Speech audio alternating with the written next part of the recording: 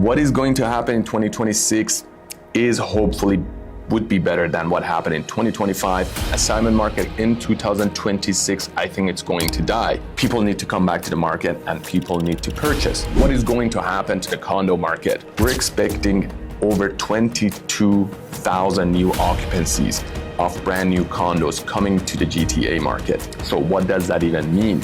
Sales volume in GTA has been lacking, making it an ideal market for anyone wanting to upgrade from the condos to the townhomes. We're not expecting anything crazy. This is still going to be below average price increases in Toronto. If you're looking for Toronto real estate predictions for the year of 2026, then you're in the right spot. Today, what we're going to talk about is what I think is going to happen based on a bunch of educated guesses.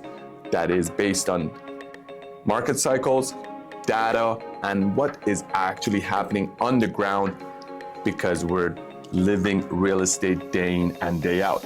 So before we go further, this is not a financial advice, so this is purely for entertainment. So just listen to it, take whatever you think is good for you, and be sure to share, like, and subscribe to our channel.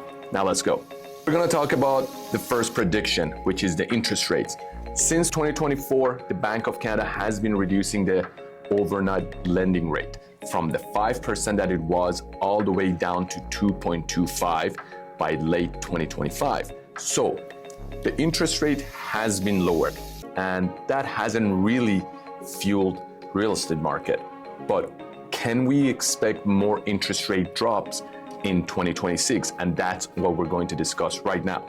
Heading into 2026, what I think we're going to see is more uncertainty, especially with the trade talks not going as planned. So with that being said, even though the Bank of Canada has signaled that they are going to be holding rates, what I think is going to happen, we're going to see another 0.25 drop in the interest rate in the first half of the year, bringing down the total overnight lending rate to 2%. We could see as much as 0.5% drop, but I wouldn't hold my breath for that. But what I think we could see is the 0.25 point drop. Keep in mind though, if the trade talks are positive for Canada, we would be probably holding steady all the way through 2026. Prediction number 2 for detached house prices. In 2025, detached homes saw year-to-date a drop of about 4% overall in Toronto. What is going to happen in 2026 is hopefully would be better than what happened in 2025. And I think the average price for a detached by the end of 2026 should grow between 4 to 5%. Reason behind it, one is the lower interest rates that will help fuel prices. And number 2, the fact that detached prices have fallen so low that will attract a lot of buyers from the sidelines in order for them to purchase. Also keep in mind, this is not gonna be the 2021 run-up of the prices that we had. Historically, detached home prices have been going up by about 6.7%. So if we say the prices are going up by about 4 to 5%, we're not expecting anything crazy. This is still going to be below average price increases in Toronto. Prediction number 3, condo prices. Condo prices in Toronto in 2025 have seen a decline of also about 4% year to date. Some months seeing more than that year over year.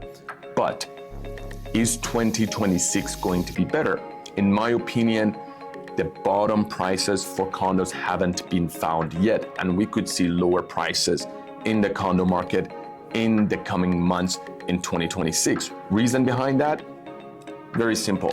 We're expecting over 22,000 new occupancies of brand new condos coming to the GTA market. And with that being said, majority of these occupancy happening in the core downtown, increasing the supply, not to mention adding to the already high inventory of condos for sale. Majority of these condos being 1 bedroom and 1 bedroom plus den, plus majority of the occupancies that are coming on the market are going to be also of the same type of condo. So we're gonna have an influx of 1 bedroom and 1 bedroom plus dens coming to the market, lowering the prices overall for the condo market. So How much do I think the prices of condo are going to go down? I think that we could see another 4 to 5% drop in the condo prices in 2026 before we start seeing some stabilization in the condo market. Prediction number 4, which segment of the market do I think would have the highest price growth in 2026? Here we're going to discuss it. In 2026, we're not going to see the highest price jump in the condo market nor the detached market. Where we will see the highest price growth would be in the townhome segment. And I'll tell you what the reason would be. Reason for that is townhomes in 2025 saw one of their lowest prices ever in the last 5 years. Townhome prices in the city of Toronto dropped to as low as $870,000, narrowing the gap between condos and townhomes, making it an ideal market for anyone wanting to upgrade from the condos to the townhomes. With this small of a price gap, a lot of people will see the opportunity to upgrade in terms of size and lifestyle to this segment of the market that, in my opinion, has been underrated in the 2025 market. Prediction number 5, sales volume. Sales volume in GTA has been lacking. I mean, let's put things in perspective. In 2023, we had about 63,000 homes being sold, which was the lowest in the last 25 years. In 2024, that number slightly went up to over 67,000 homes. But so far in 2025, we are way behind the 2023 number. And most likely by the end of the year, we would barely hit the 63,000 units sold. So what does that even mean? So less number of transactions has led to the lower average prices. And that was coupled with the higher number of listing, supply and demand. So where do I think the sales volume going to land in 2026? Well, based on the interest rates, based on the fact that a lot of people have been sitting on the sidelines. I mean, for the last 2 years, we've been trending each month well below the historic average sales figure every month. So every month, the sales numbers have been way below the 10-year average. People need to come back to the market and people need to purchase. So what I think is going to happen in 2026 is that we're going to see the average sales volume to rise by about 10%, getting us around the 70,000 unit mark, which is, again, I want to mention, is well below the historic average, which is hovering at about 90,000 units. So even if we were to go to 70,000 units, we're still way off the average sales volume. Guys, before we go any further, be sure to click that subscribe, hit that like, and share it with anyone that would find this useful. Now let's go back. Prediction number 6, condo market. We talked about condo prices previously, but we didn't actually discuss what's going to happen in the overall condo segment. So, as discussed before, we're expecting about 22,000 new occupancies to come to the Toronto market. What is going to happen is that the smaller units will underperform. Reason being, there's going to be a surge of smaller units that is coming on the market from the pre-construction segment. Majority of the units that was sold in the last 4 to 5 years were in the studio and a smaller 1-bedroom plus den. Even the 2 bedrooms that were sold, they were pretty much a 1-bedroom plus den that they jammed it up, added in a bathroom, and they labeled it as 2-bedroom.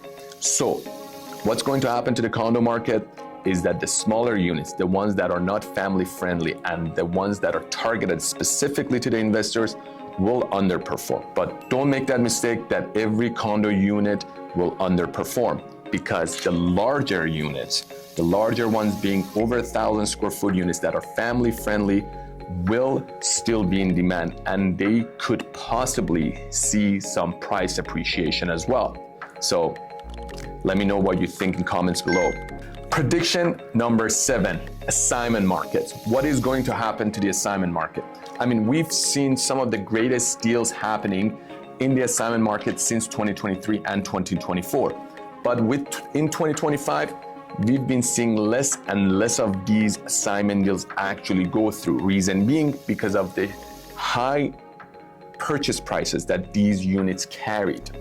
Going into 2026, I think the assignment market is going to be dead. I mean, don't quote me on this, but we've been selling a lot of assignment units in the last 2 years, and we've got a pretty good feel on the assignment market. The problem with the assignment market is in 2026, we're going to see the units that were purchased back in 2020 and 2021, even early 2022, when the prices were at their peak. Those prices back then were hovering over 50% of their current market value back in 2021 and 2022.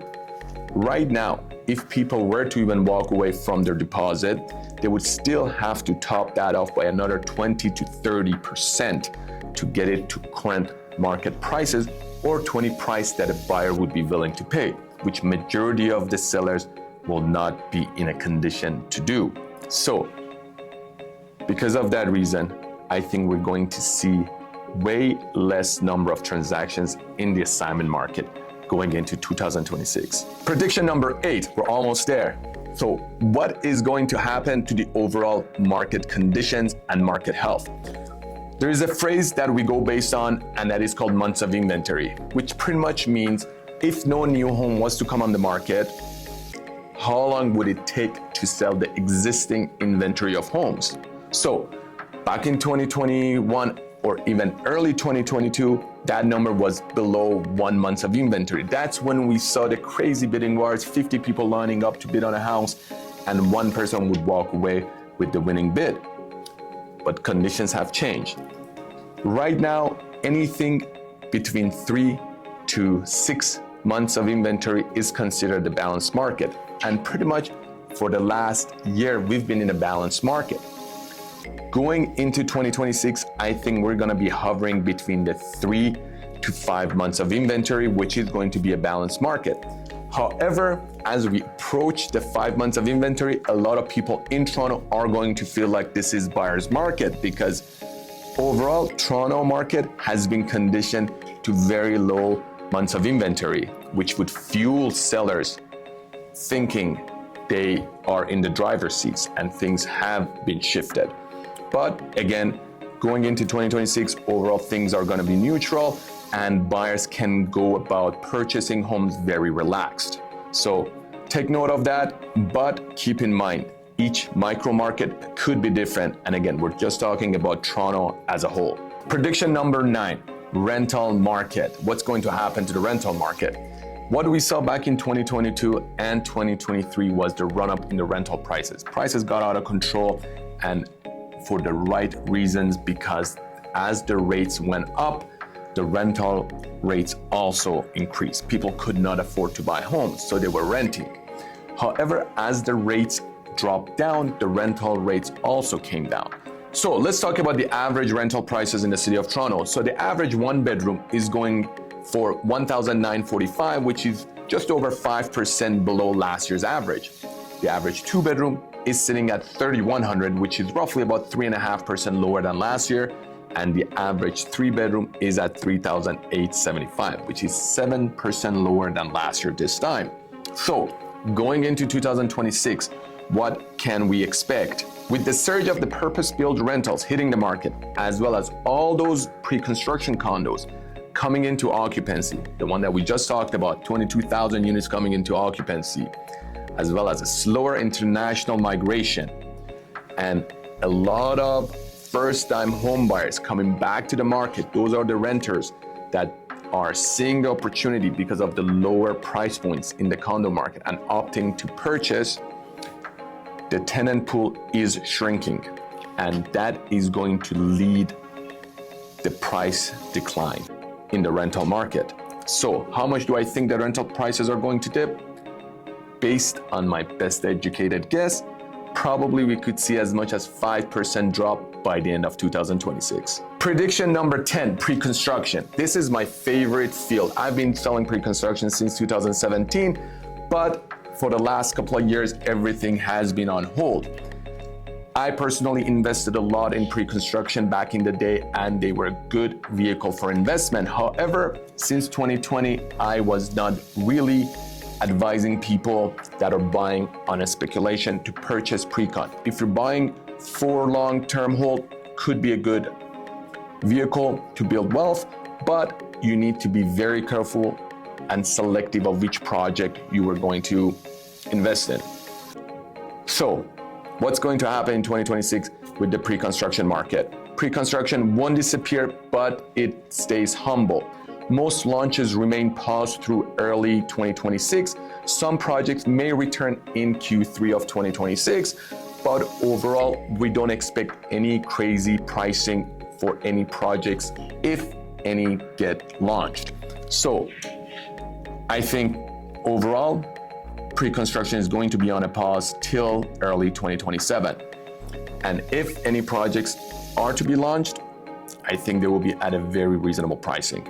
So that wraps up our 2026 prediction. And as I mentioned at the beginning, this is not a financial advice. This is a bunch of my educated guesses about the market.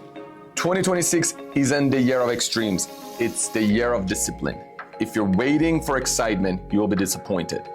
If you're focused on fundamentals, this is where long-term winners quietly position themselves. There is going to be very good deals happening in 2026, but you need to be actively in the market so you don't miss out. If you enjoyed this episode, be sure to click that share, like, and subscribe. And as always, have a great year.